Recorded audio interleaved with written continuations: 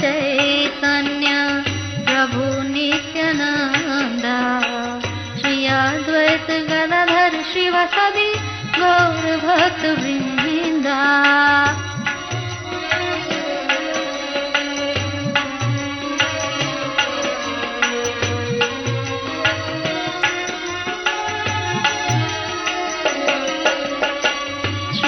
कृष्ण चैतन्य प्रभु नित्यानंद श्री अद्वैत गदाधर शिवासादि गौर भक्त वृंद।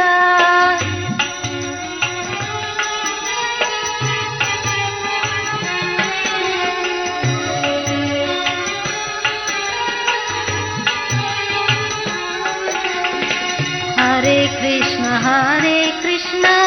कृष्ण कृष्ण हरे हरे हरे राम हरे राम।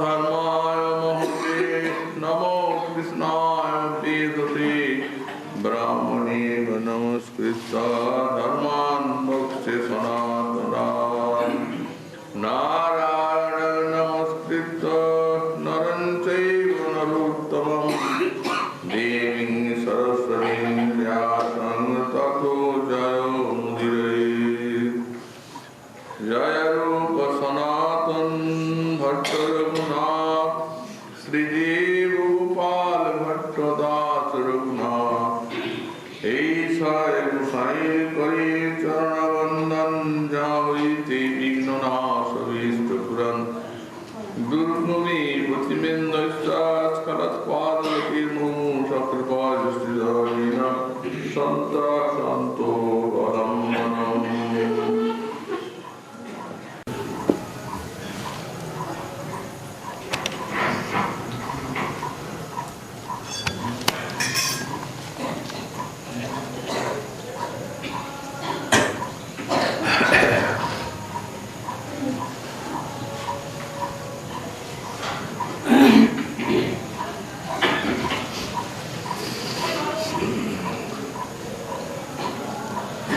तथा तुष्या श्रद्धा ततिक्षा कुतस्या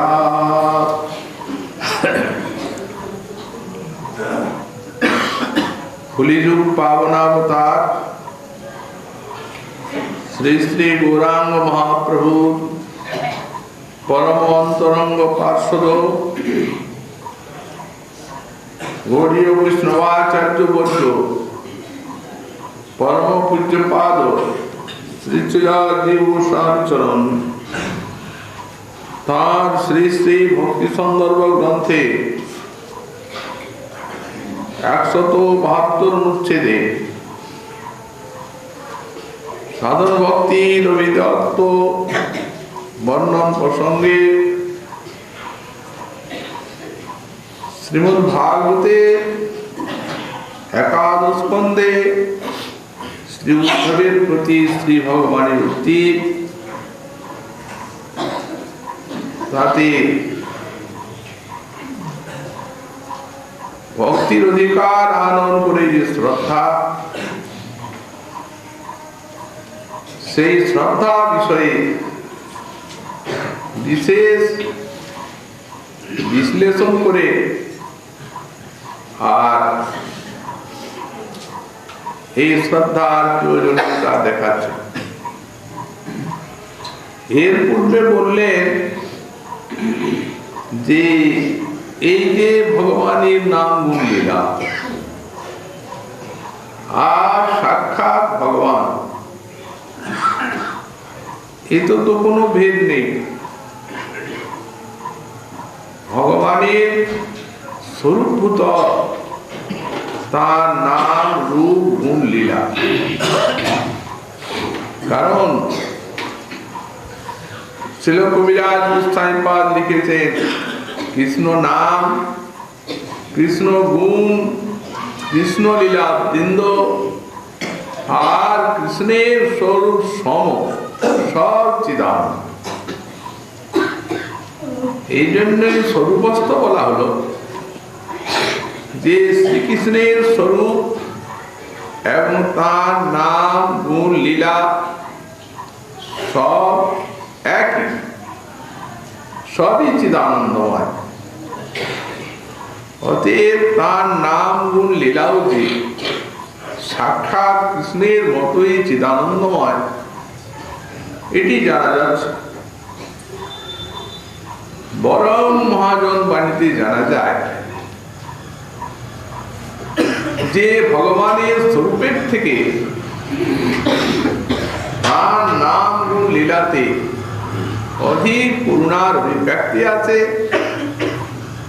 এবং এই জন্যই তার স্বরূপ অপেক্ষাও এতে নাম গুণ লীলাদি সেবনকারী আস্বাদনাধিক্য আছে। এর কারণই হচ্ছে যে সাক্ষাৎ স্বরূপের এরা অবতার। এই অবতারটি ভগবানের কৃপাতেই হয়ে থাকে। অবতারের অর্থই করা হচ্ছে অপ্রপঞ্চা প্রপঞ্চে অবতরণম অবতার। সেই অপ্রপঞ্চ লোকের থেকে প্রপঞ্চে নেমে আসা অবতরণ করা। তো যিনি অপ্রপঞ্চে আছেন তিনি তো অবতরণ করছেন, নেমে আসছেন। নেমে আসা যখন তখন যিনি উপরে আছেন তিনি নিচে আছেন, একই ছবি। তবে নেমে আসছেন কেন? জগৎ জীবের উপরে করুণা করে আর তাদের কৃপা করে ভক্তি দান করে ধন্য করবেন বলেই তো নামায়। এই জন্য সর্বাপেক্ষা কারুণ্যের অভিব্যক্তি এবং যে সকল জগতের মানব যারা স্বরূপের কোনো আস্বাদন পান না, কারণ প্রেম না হলে পাওয়াও যাবে না, কিন্তু এই যে নাম রূপ গুণ লীলা অবতীর্ণ ভগবানের যে সাক্ষাৎ আনন্দ রূপতা, এতে তার পূর্ণতম অভিব্যক্তি আছে। এর ভিতরে তার আস্বাদ রূপতার প্রকাশ আছে। তো সুতরাং এগুলি পাওয়া মানে শ্রী ভগবানকে লাভ করা, বরং কিছু বেশি। তো সুতরাং এই জন্যই বললেন যখন স্বরূপে ভগবানের আর এই রূপ গুণ, এই ভগবানের রূপ গুণ লীলায় যখন কোনো ভেদ নেই, তখন দৃষ্টান্ত দিলেন, বললেন দাহ্যাদি কর্মণি বন্যাতি বধ। যেমন বন্যী অগ্নি আছে, অগ্নির ধর্মই হচ্ছে সে পোড়াবে, তাতে বুদ্ধিপূর্বক তাতে হাত দেওয়া যায় আর অজ্ঞান পূর্বক দেয়া যায়, ও তো তার ধর্ম ছাড়বে না। এই দৃষ্টান্তটি দিলে মুস্তাহিবাদ নিজে একটা প্রশ্ন তুলছেন, বলেন এর দ্বারা মনে হতে পারে যে ভগবানের নাম রূপ গুণলীলা যে স্বরূপস্থ এবং স্বাভাবিক অগ্নির মতো, অগ্নির দায়িকা শক্তির মতো এর শক্তি আছে, তখন বলছেন যে তত তৈস্যা শ্রদ্ধাদি অপেক্ষা কুতস্যা। তাহলে এখানে একটা প্রশ্ন আসতে পারে, তাহলে আর শ্রদ্ধাদের অপেক্ষাই না কেন? যখন বন্যীর মতো স্বভাবতেই দগ্ধ করবে, তখন আবার মাঝখানে শ্রদ্ধাকে বলা হচ্ছে ভক্তির অধিকার আরোপ করে, তাহলে শ্রদ্ধার অপেক্ষা থেকে যাচ্ছে। তো যখন নিরপেক্ষ সাক্ষাৎ ভগবানের স্বরূপভূত জিনিস শ্রবণ কীর্তন হয়, তখন সেখানে আর শ্রদ্ধা নিরপেক্ষা না থাকাই এইরূপ যদি প্রশ্ন হয়, তো আমরা এক কথায় বলতে পারি যে অত শ্রদ্ধার বিনা কঠিন মূঢ়াদু অপি সিদ্ধি দৃশ্যতে। বললেন তাহলে বিনা শ্রদ্ধায় যদি এই ভগবানের নাম রূপ গুণ লীলা কোন শক্তির অভিব্যক্তি দেখা যেত না, তাহলে বোঝা যেত যে শ্রদ্ধার অবশ্য অপেক্ষা সব বিষয় আছে। কিন্তু যারা মূঢ়, তাদের বিনা শ্রদ্ধাতেও সিদ্ধির দৃশ্যতে, বিনা শ্রদ্ধাতেও সিদ্ধি দেখা যায়। যেমন অজামিলের কথা পূর্বে বললেন, আর ওই শ্রদ্ধা হেলয়া বা দৃষ্টান্ত আছে পুরাণে। মূঢ় অজ্ঞান বরং অপরাধ করছে, সেই যে স্ত্রী ইঁদুর ভগ্ন মন্দিরে তেল খাচ্ছিল, কোন ভক্তিমতী মহিলা দীপ দিয়ে গেছে, তাতে তেল আছে, স্ত্রী ইঁদুরটা রুজি খেত। এখন একদিন সেই ওই পোলতেটা তার দাঁতে লেগে যায়, দপ করে এটা জ্বলে উঠে, তখন মুখটা পুড়তে থাকে, তখন সেটিকে বাঁচবার জন্য, ছাড়াবার জন্য চেষ্টা করে, তখন এমনি নড়ছে প্রদীপটা, তারপরে সেই ইঁদুর মারা যায়।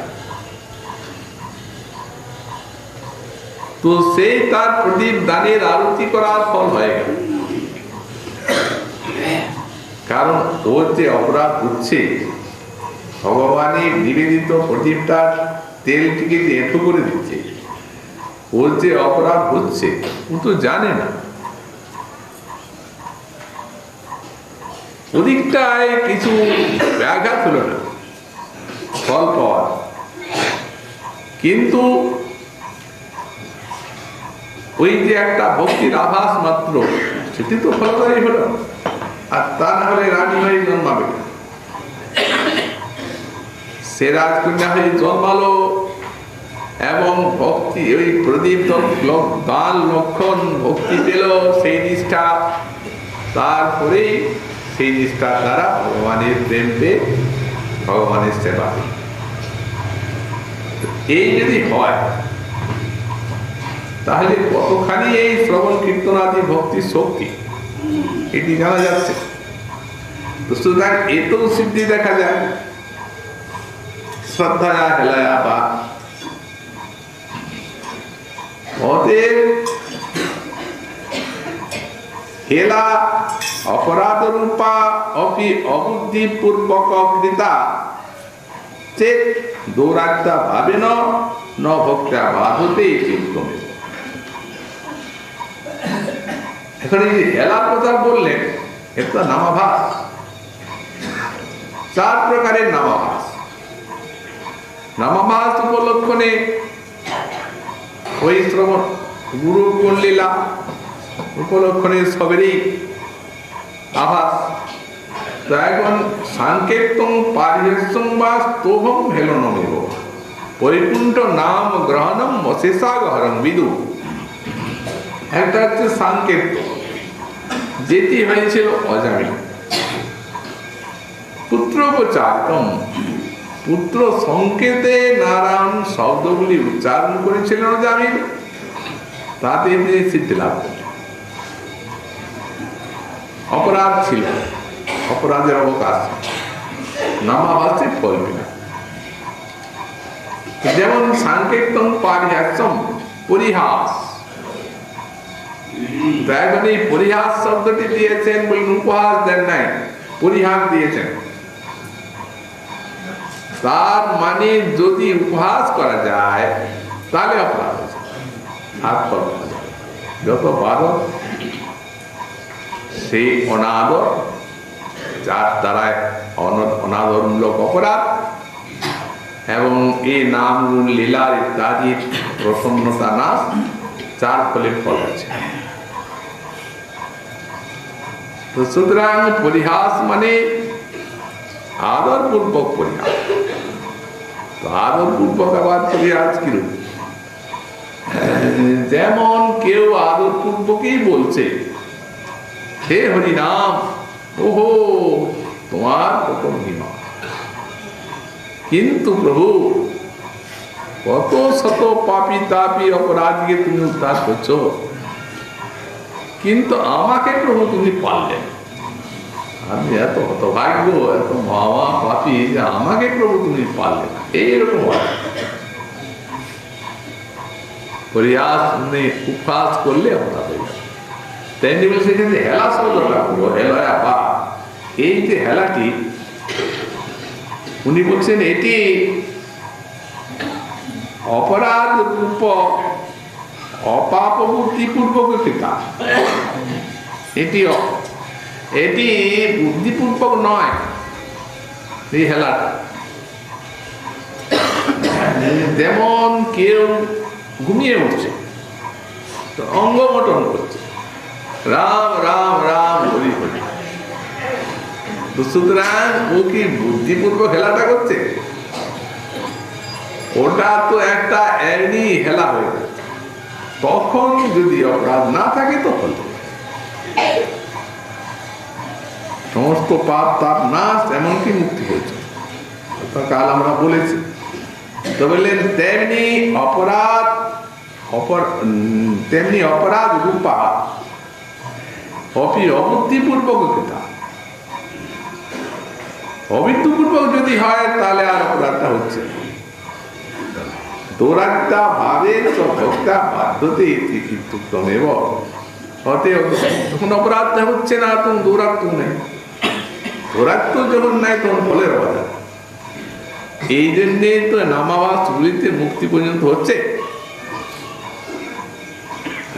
অতএব ফল যে নাই এখানে কোথায় শ্রদ্ধা?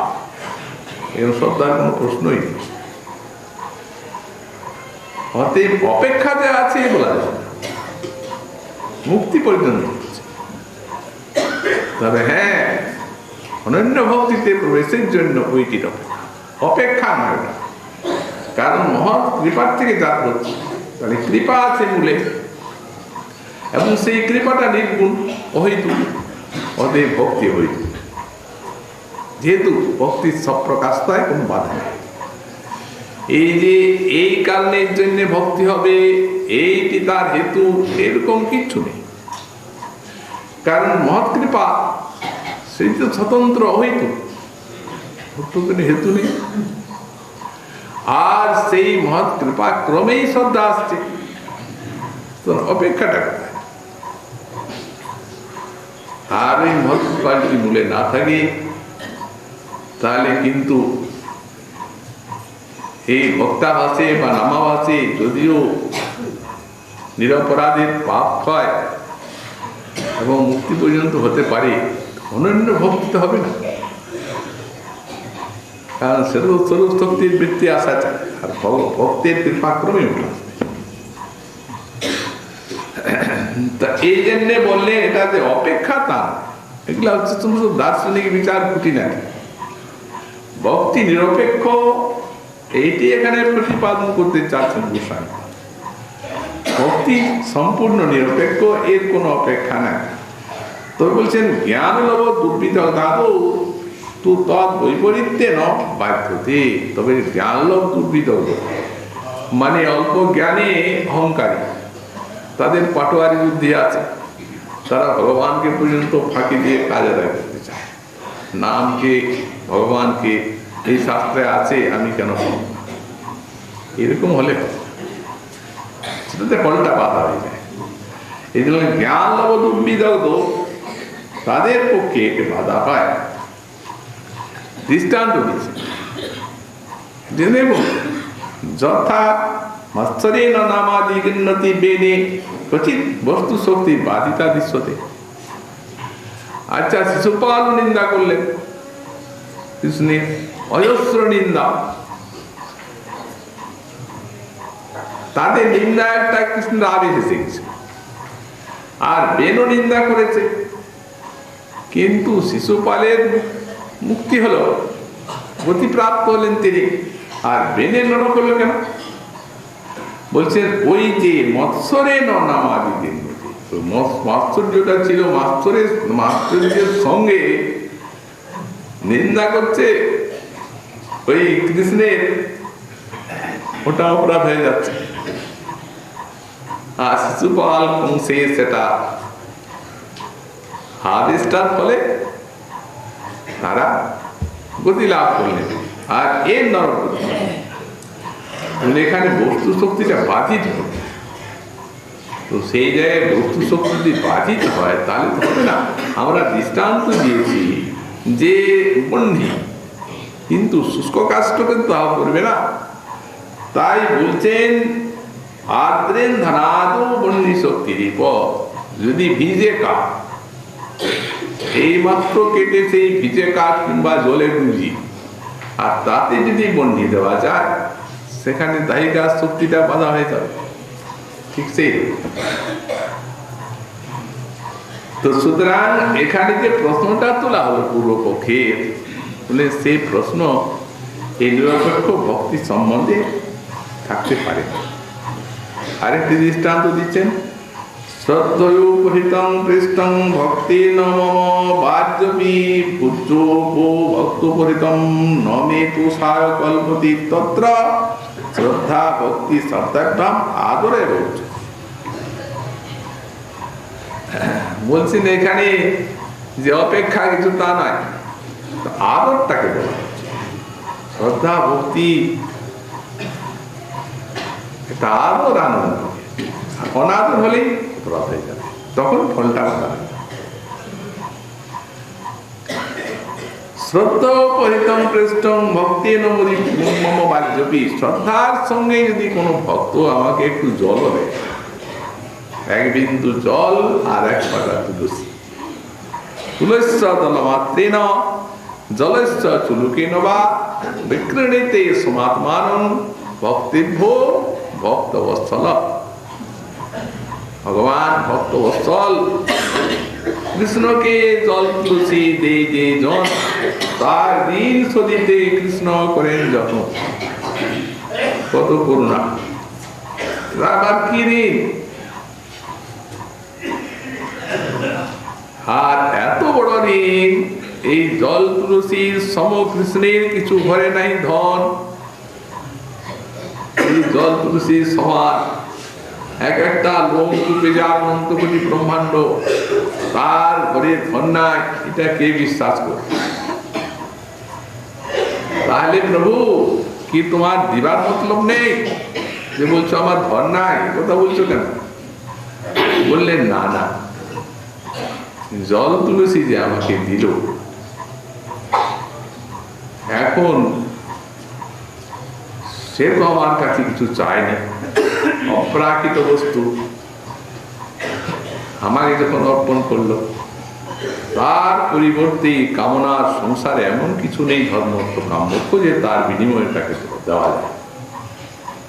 ভক্তি দিতে হবে, ভক্তিতে তো আত্মবিক্রয়, এই জন্য আত্মা বিচি কৃষ্ণ করে এলে শোধন। তো সুতরাং এটি তো অনাদর বলে হবে না, বলা হলো যে শ্রদ্ধায় করিতম, শ্রদ্ধার সঙ্গে, তবে এই রূপ ফল লাভ করা যাবে। আর যদি অশ্রদ্ধা দেওয়া যায়, তখন বলছেন ভূর্যোপভক্ত করিতম নমে তো সাহায্য। শ্রদ্ধা যদি না থাকে, আদর না থাকে, তাহলে ভুরি ভুরি ভুরি ভুরি সব নৈবেদ্য অর্পণ করলেও নমে তো সাহায্য, তাতে আমার কোনো সমস্যা, সন্তোষ নাই। আর সেই প্রকার কিছু আত্মদান ফলদান কিছুই নেই। যেমন দৃষ্টান্ত, যেমন সুদামা বিপ্রে ত্রিপিটকগুলি সুদামা দেয়,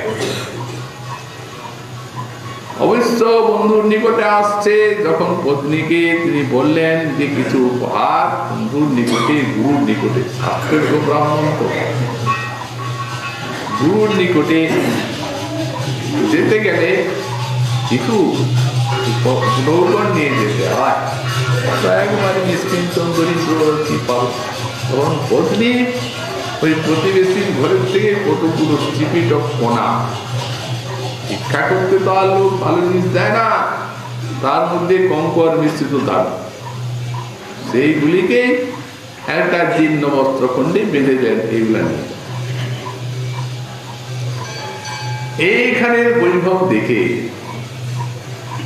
ব্রাহ্মণ এসেছেন, তার মনে সেই যে যখন গুরু দিয়ে পড়েছি সহপাঠী তো সখা, ওনার মনে সেইটাই আছে, কিন্তু এইসব থেকে হতভম্ব হয়ে গেল। সুতরাং ওটা বের করার ইচ্ছা করেন না, এখানে বাচ্য করা যায় না। কিন্তু ভগবানের ওটার উপরে লোক আছে, কেন ওটা সত্য করে ব্রাহ্মণের ভক্তি শ্রদ্ধা, তাই তিনি কেড়ে খেলেন। রুক্মিণী বাধা দিতে গেলেও তিনি ছাড়লেন না, বরং বললেন তোমার ভান্ডারে এত সাধু বস্তু না। পক্ষান্তরে সেই কৃষ্ণ যখন দুর্যোধনের গৃহে গেলেন, যে সময় পাণ্ডবগণের পক্ষে যখন যুদ্ধ হয়, যুদ্ধের পূর্বে সন্ধি স্থাপনের জন্য, সন্ধি কেন হবে? ভগবান ভারাভার হরণের জন্য এসেছেন, তো যুদ্ধে যদি উনি সন্ধি করেন, তাহলে আর ভারাভার হরণ করবেন কি করে? সন্ধি করার কোনো মতলব নয় ভিতরে। তো তবে কেন গেলেন? পাণ্ডবেরা ভক্ত, তিনি তাদেরকে প্রাণের মতো ভালোবাসেন। তাদেরকে উনি সর্বপ্রকার নিষ্কলঙ্ক রাখতে চান। যত দোষ ওই দুর্যোধনের মাথায় ঘুরে, কেউ যেন বলতে না পারে যে এত যে সমস্ত পৃথিবীর লোক ক্ষয় হল, সামান্য এই ধরনী এই পৃথিবীর জন্য এত প্রাণ গেল এই পাণ্ডব এবং কৌরবের জন্য, এ কথা যেন কেউ বলতে না পারে। এটা কৌরবের জন্যই হল। পাণ্ডবেরা চেয়েছিল সন্ধি, এই জন্য গেলেন। এখন পূর্বেই খবর দেওয়া হলো দুর্যোধনকে যে কৃষ্ণ আসছেন সন্ধি স্থাপনের জন্য। তখন ওই শকুনি, দুঃশাসন ইত্যাদি যে তার সব মন্ত্রী, তাদেরকে নিয়ে মন্ত্রণা করলেন তিনি কি করা যায়। সন্ধি তো চাই না, হবে না, কারণ জগৎকে পাণ্ডবহীন করতে হবে, এই আমার ঠিক। কর্ণ ইত্যাদি তখন তারা বলছেন, দেখুন মহারাজ, এখন আজ সারা জগতে মানছে কৃষ্ণ ভগবান, তুমি যদি নাই মানে, কিন্তু শক্তিশালী বলে তো মানতে হবে। অতএব স্বকার্য উত্তরে প্রাজ্ঞ, এটা একটা নীতি। আজ তিনি দূত হয়ে তোমার এখানে আসছে, সুতরাং যদি তুমি তাকে একটু আদর যত্ন দেখাও, তাহলে তো যুদ্ধকালীন অনেকটা কাজ পেতে পারে। যুদ্ধ তো তুমিও চাও, আমরাও চাই, সমাধান কে চায়, কিন্তু যাতে কাজটা পেতে পারো, এটা তো করার কি অসুবিধা? তো সেই প্রকারে সিংহাসন পাতা কোনো দিন এরা করে কৃষ্ণকে। নানা প্রকার রাজভোগ তৈরি কৃষ্ণের জন্য। যেমনি উনি আসছেন তো অন্তর্যামী সব জানেন, প্রবেশ করছেন, ওনাকে দেখেই সব উঠে দাঁড়িয়েছে, কোনোদিন দাঁড়ায় নাই, কারণ এদের অভিমানে মুখ ভরা। কৃষ্ণ মনে মনে করছেন অনাদরী জিনিস তো নেই, আমাকে অবজ্ঞা করছে।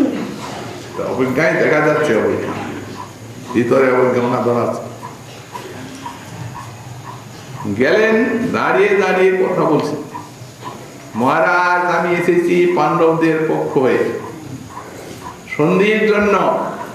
পাণ্ডবেরা চান না যুদ্ধ হোক, সামান্য পার্থিব পদার্থের জন্য তারা এত লক্ষ্য ইচ্ছা করেন না। সুতরাং আপনাকে অর্ধেক অর্ধেক রাজ্যের ভাগ দিতে হবে তাও নয়, তারা নিষ্কিঞ্চন আছে, নিষ্কিঞ্চনেই জীবনযাপন করবেন। তো 5 ভাইকে 5টা গ্রাম দিন, সব তাই তারা চায়। সন্ধি করুন, যুদ্ধ হবে। আরে কৃষ্ণ বসো বসো, পরে কথা, আগে তো কিছু সেবা। উনি দেখছেন সেই সিংহাসনটায় যেন কাঁটা পাতা, অশ্রদ্ধা সিংহাসন না। বলেন না, সময় নেই আমার দাঁড়িয়ে দাঁড়িয়ে করো, অল্প সময়ের জন্য এসেছি, বহু কাজ। দাঁড়িয়ে দাঁড়িয়ে মহারাজ, আরে কিছু তো সেবা করো, খাও, ঠিক আছে। ইঙ্গিত সব ঠিকঠাক করা আছে, একবারে রাজপুত প্রকার রাজ।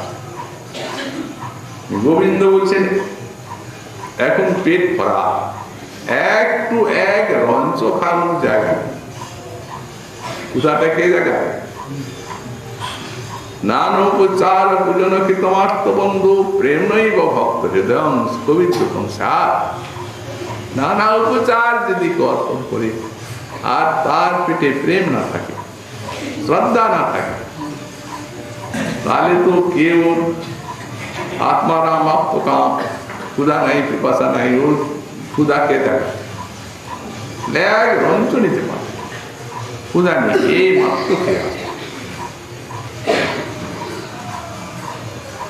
নিলেন না, কোন সন্তোষ নাই, অনাদরের জিনিস, অশ্রদ্ধার জিনিস। মহারাজ আমি উত্তরটা চাই, সংক্ষেপে আপনারা বলুন, আপনাদের কি ইচ্ছা? দুর্যোধন বললেন, কৃষ্ণ দেখো,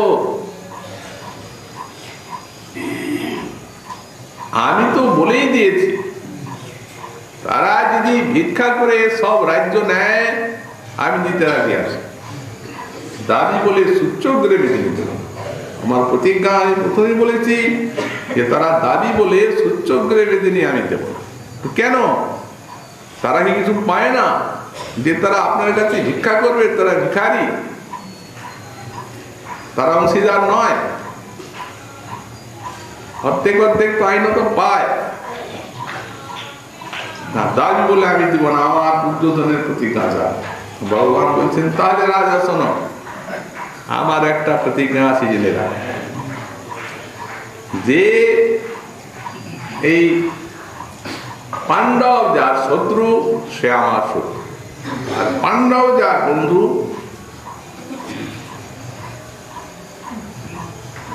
তারা আমার বন্ধু। যেহেতু পাণ্ডব আমার প্রাণ বলেছ, আর দাঁড়ালেন না এক মুহূর্ত। এই শ্রদ্ধা দেওয়া জিনিস, এই জন্য বলছেন শ্রদ্ধা যদি না থাকে তাহলে তো ভগবানকে পুরি খাদ্য দিলেও সেটি আদরের হবে না। ভক্তি তম নমে তো সায় কল্পতি তত্র শ্রদ্ধা ভক্তি শব্দার্থম আদরে ভক্তি। এখানে শ্রদ্ধা ভক্তি সম্বন্ধটা আদর বলেই জানা যাচ্ছে। শ্রদ্ধা আদর, সেখানে যেন অনাদর না আসে। সতু ভগবত দূষণ লক্ষণ ফল বিশেষস্য উৎপাদত্ব অনাদর লক্ষণ তদ বিঘাতকা অপরাধেচ্ছ নিরসন। যেহেতু এই শ্রদ্ধা যদি থাকে ভগবানের ভজনে, তার সেবা আরাধনায়, তাহলে যে অনাদর লক্ষণ যে অপরাধ সেটি আর আসতে পারে। যত কিছু তিনি ভগবানকে অর্পণ করবেন, শ্রবণ করবেন, কীর্তন করবেন, অর্চনাদি করবেন, সেগুলো আদরপূর্বক হবে। কারণ ভিতরে আদর আছে, ওই শ্রদ্ধা অনাদরপূর্বক হতে পারবে না। এবং সেই অনাদরপূর্বক যে দান, সেই অপরাধকে নাশও করবে এই আদরটা। এই জন্যই বলুন অপরাধেশ্চ অনাদর লক্ষণ তৎ বিঘাত বিশ্ব।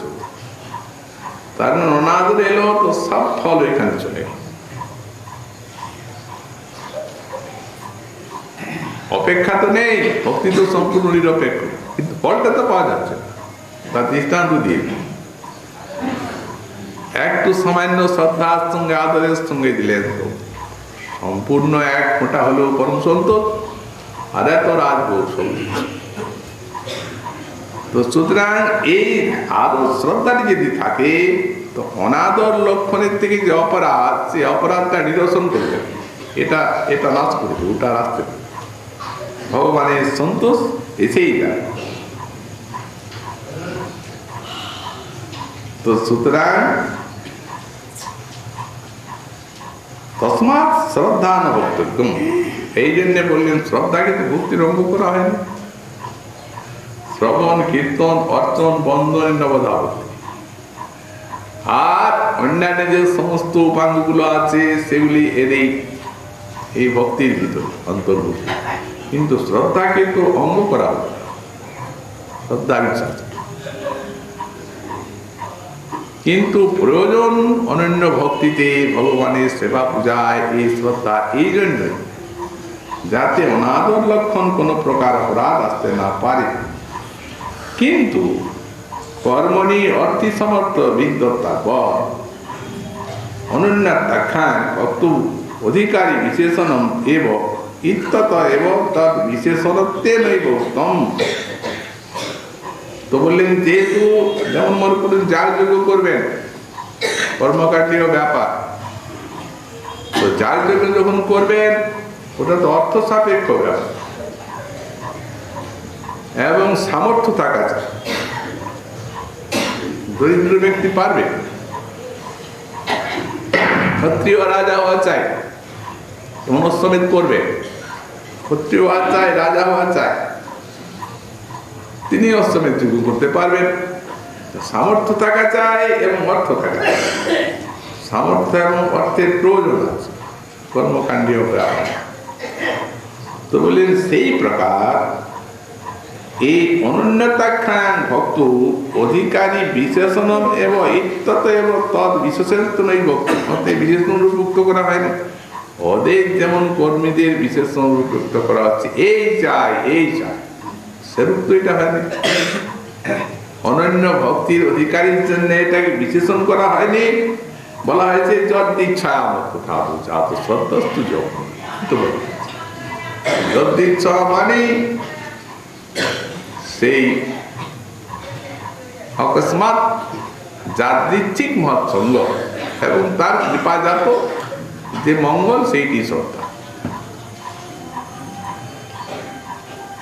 ইতি জাত শ্রদ্ধ মত কথাসু, আরো বলা হয় জাত শ্রদ্ধ মত কথাসু, আমার কথাতে যারা জাত শ্রদ্ধা অত্র তাম আরভ্যে বৈতথ্যেন লাভলোভে মন্ত্রমন্ত্রেণ ইতি পদেন অধিক নির্দেশেন আত্মারামতা অবস্থায়ঙপি সা কেশাঞ্চিৎ প্রবর্ততে ইতি তস্যা সাম্রাজ্য মৈত্রিতম।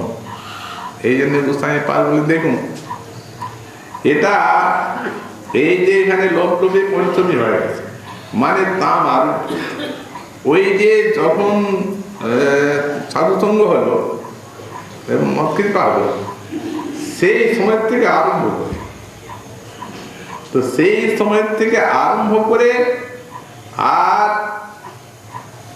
এমনকি আত্মা রামতা অবস্থানপি সা কেশাঞ্চিৎ প্রবর্ততে, হাজারের মধ্যে তো হবেই, কিন্তু যারা আত্মারাম তাদের প্রতিও যদি এই রূপ যাদৃচ্ছিক মহৎসঙ্গ মত কৃপা হয়, আত্মারামের ভিতর ভজন স্পৃহা যাবে।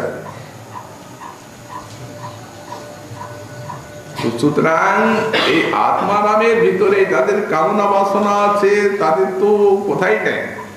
এই জন্য বললেন যাদের কামনা আছে ত্যাগ করতে পারছেন না, ছাড়তেও পারছেন, ননির্বিন্ন নাতি শক্ত, ননির্বিন্ন নাতি শক্ত নয়।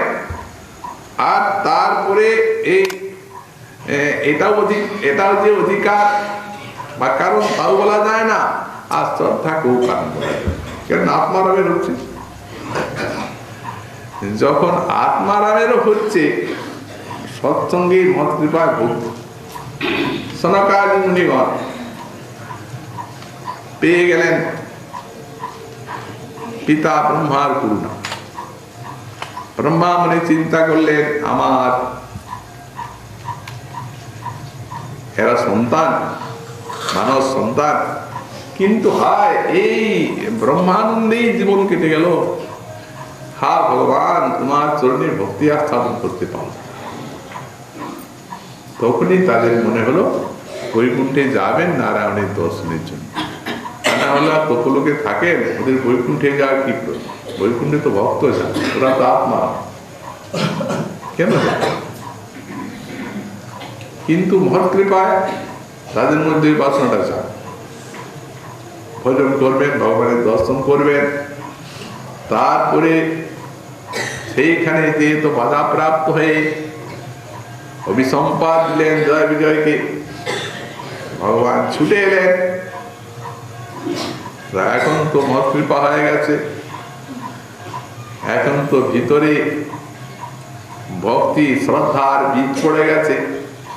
তখন নাসার অনুরোধী তুলসীর ঘ্রাণ ঢুকল, ভক্তি এসে। তো এরা তো ইন্দ্রিয়গুলাকে বন্ধ করে রাখে, ঢুকতে দিবে না।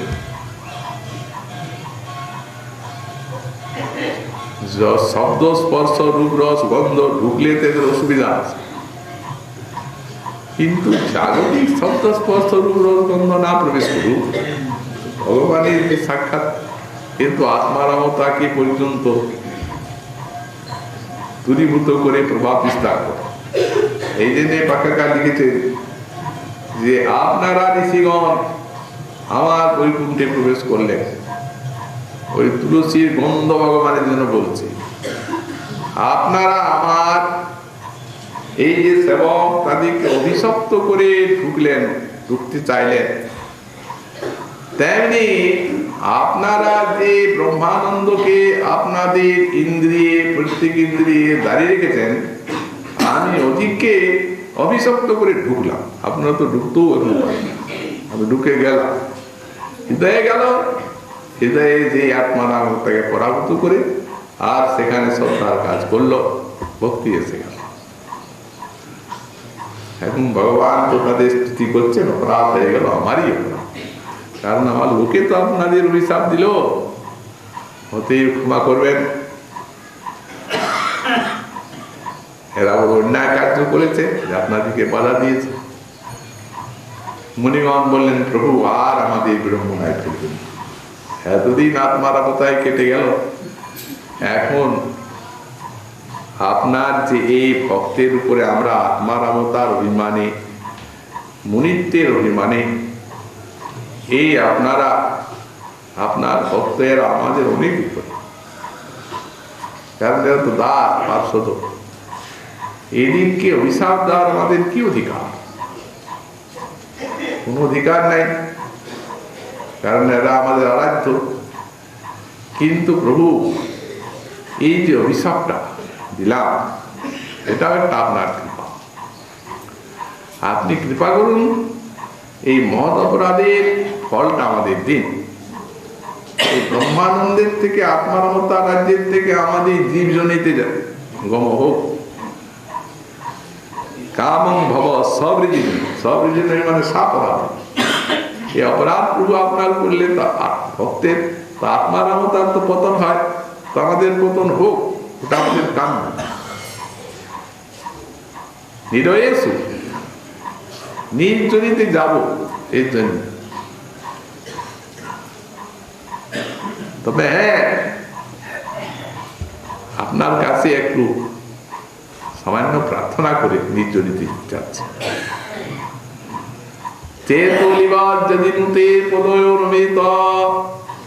প্রভু আমাদের চিত্তটা ওই যে আপনার চরণের তুলসী সৌরভে ওই ভ্রমর গুলি এসে ঝঙ্কার করছে, তেমনি আমাদের চিত্তরূপ লিঙ্গ যদি আপনার চরণে ওই নিবিষ্ট রঙ্গগুলির, আর এই যে প্রভু আমাদের এই শ্রবণগুলি, কর্ণগুলি,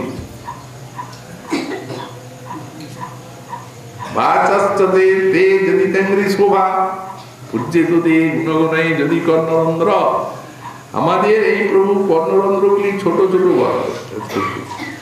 বেশি চাই, যাত্রা বৃত্তি না, বেশি চাই। অল্প আপনার একটু গুণ দিলেই ভরে যাবে। যদি সামান্য গুণ দিয়ে কানগুলোকে ভরিয়ে দেন, আর আমাদের তুলসী যেমন সবসময় চরণে আছে, সেরকম বাক্যটা আপনার গুণলীলা কীর্তন করতে পারে, তাহলে আমরা নির্জনিতে আপনার কাছে যাওয়ার প্রার্থনা করি।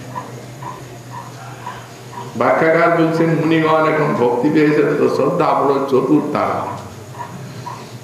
একটু চাচ্ছেন ভগবানের গুণ, কানগুলি ভরিয়ে দাও বলছেন, ছোট ছোট গল্প। কিন্তু কানে শব্দের গুণ আসে, ভগবানের গুণ শুনে ভক্তের কান কোনোদিন ভরে না।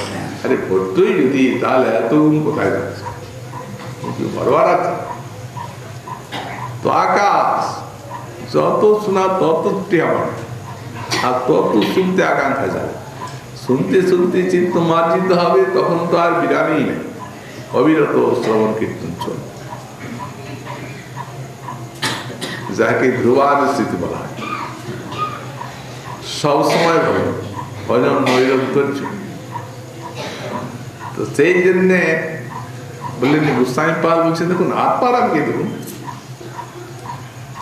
আত্মারাম গণ যদি এই প্রকারে মহৎকৃপা জনিত এই শ্রদ্ধা বা আদরের দ্বারা এইভাবে ভক্তি লাভ করে পুণ্য হতে পারে, পুণ্যের কথা কি আছে? সুতরাং এতে ভক্তি সাম্রাজ্য স্থাপন হয়ে গেল। এই জন্য বললেন তৈস্যা সাম্রাজ্য ওই প্রেতম ওদের ভক্তি যেন একটা সাম্রাজ্য হয়ে গেল, এক ছত্রাধিকার সারা বিশ্বে। কোন জাতির বিচার নাই, কোন স্থানের বিচার নাই, যে কোনো ব্যক্তি যে কোনো স্থানে যে কোনো অবস্থায় ভগবানের ভজন শ্রবণ কীর্তন করতে পারেন।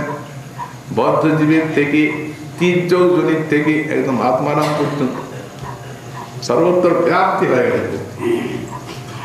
এই জন্য ভক্তির এক সাম্রাজ্য স্থাপয়িত অভিপ্রেতম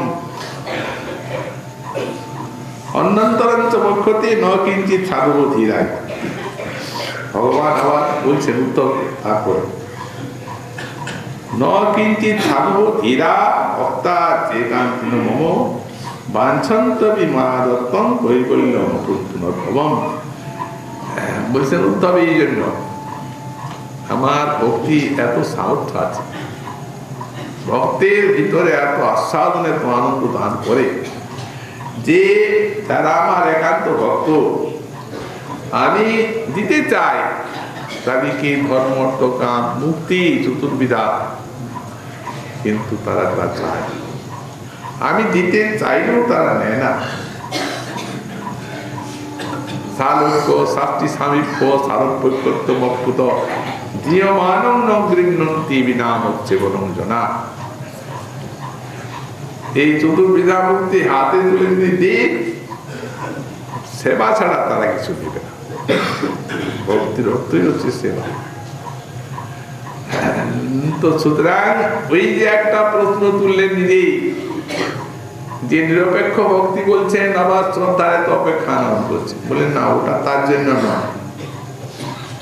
অনন্য ভক্তিতে প্রবেশের জন্য এই শ্রদ্ধা যাতে অপরাধ না আসে ভক্তের, সেই আদরই এখানে শ্রদ্ধা, যাতে ভজনাঙ্গগুলি আদরের সহিত অনুষ্ঠিত হয় এবং অপরাধকে নাশ করে।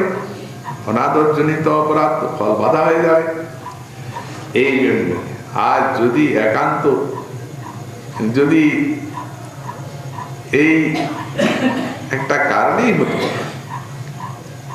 এটা অপেক্ষাই থাকে, নিরপেক্ষ ভক্তি শ্রদ্ধা অপেক্ষা করতে, তাহলে সেটা অঙ্গ হয়ে যেত।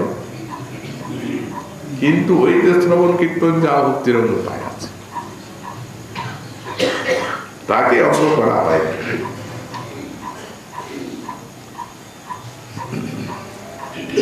এখন বলছেন তদেবং অনন্য ভক্তাধিকারী হেতু শ্রদ্ধা মুক্তা স্বযথা হতে তথা শিক্ষতি। যেহেতু অনন্য ভক্তির অধিকারের জন্য শ্রদ্ধা মাত্র উক্ত হয়েছে। অনন্য ভক্তি এমন তো বিনা শ্রদ্ধায় খেলায় শ্রদ্ধায় নাম গ্রহণ করলেও মুক্তি পর্যন্ত দিচ্ছে, সংসার নাশ হয়ে যাচ্ছে, পাপ নাশ হয়ে যাচ্ছে। কিন্তু প্রেম পেতে অনন্য ভক্তিকে আশ্রয় করা চাই, এবং অনন্য ভক্তিকে আশ্রয় করতে গেলে এই শ্রদ্ধা সহিতেই সব ভজনগুলি করতে হবে। এই জন্যই বলছেন এই অনন্য ভক্তি অধিকারের হেতু শ্রদ্ধা মুক্তা, অপেক্ষা না, অনন্য ভক্তি অধিকারের হেতু। এই কারণটা শ্রদ্ধাকে বললেন হেতু, উপেক্ষা বলে কিছু কথা নেই। এই রূপে অবস্থায় পাঠ এখন এই শ্লোকের ব্যাখ্যায় আরো আমাদের নিকটে বিশেষ জ্ঞাতব্য কথা বিশ্লেষণ করছেন। মহাপ্রভুর কৃপা হলে আগামীকাল আবার সেই বিষয়ে আমরা আমাদের সুন্দর